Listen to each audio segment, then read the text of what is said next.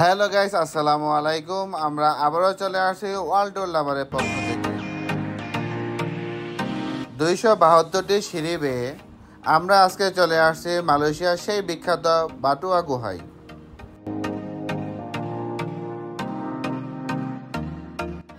আজকে মালয়েশিয়া আমাদের দ্বিতীয় দিন।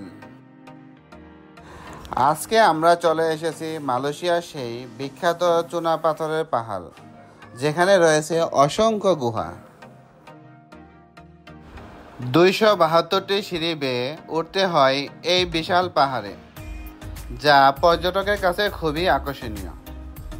এই সিঁড়িতে বেয়ে উপরে ওঠা আমাদের কাছে কষ্টসাধ্য মনে হলেও মনের আনন্দ নিয়েই উপরে উঠতে ভিড় জমাচ্ছে অনেক পর্যটক। এই পাহাড়টি দেখার জন্য বিশ্বের বিভিন্ন প্রান্ত থেকে ছুটে আসে অসংখ্য পর্যটক।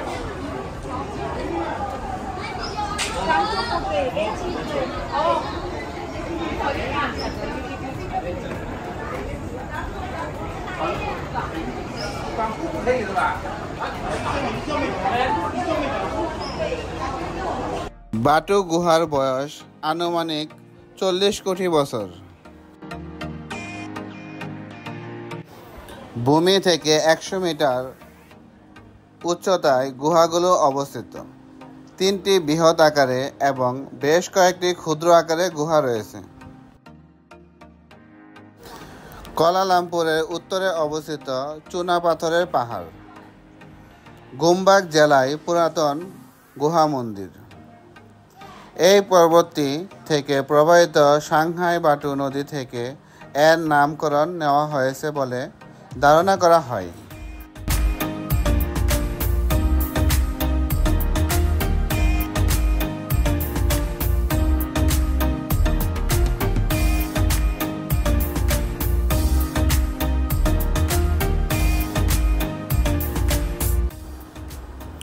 গুহার প্রবেশদ্বারের কাছে রয়েছে স্বর্ণালী রঙের 160 ফিট উঁচু মূর্তি, যা পর্যটকের কাছে অন্যতম আকর্ষণ।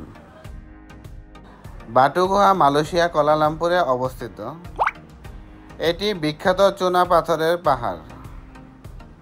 কুয়ালালামপুর শহর থেকে প্রায় 13 কিলোমিটার উত্তরে অবস্থিত এই বাটু গুহা। বাটু গুহার সামনের অংশে বিশাল আকারে রয়েছে পার্কিংয়ের ব্যবস্থা।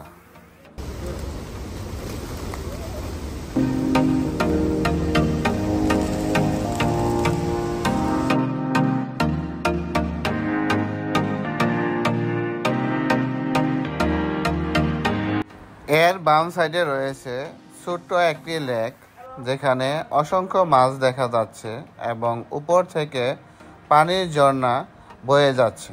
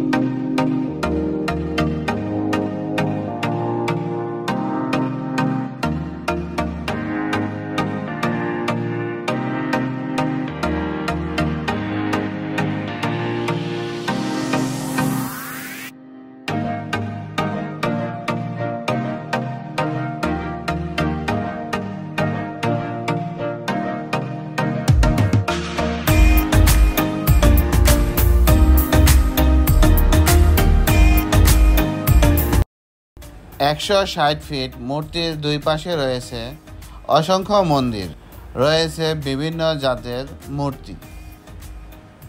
সামনের অংশে পর্যটকরা খাবার ছিটালেই ঝাঁকে ঝাঁকে চলে আসে কবুতর।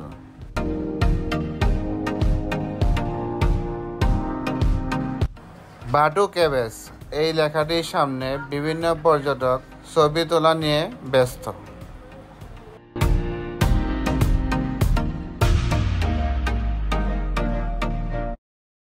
বাটু গুহা প্রবেশকালেই হাতের ডান পাশে পেয়ে যাবেন বিশাল আকৃতির শপিং মল।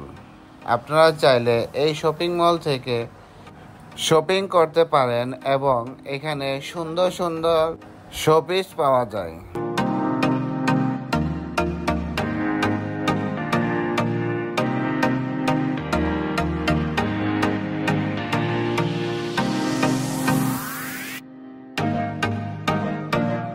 তো চলুন বাটু গুহা চারপাশের সৌন্দর্য উপভোগ করি।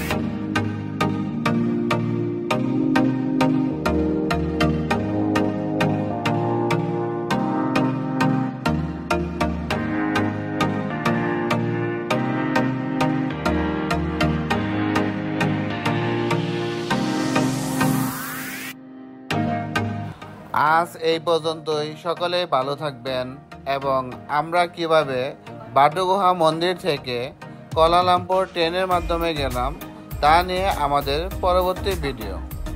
আপনারা যারা আমার আগের ভিডিও দেখেন নাই তারা অবশ্যই আমার আগের বিভিন্ন দেশের ভিডিওগুলো দেখে আসবেন। আজ এই পর্যন্তই। সকলেই ভালো থাকেন। আল্লাহ হাফেজ।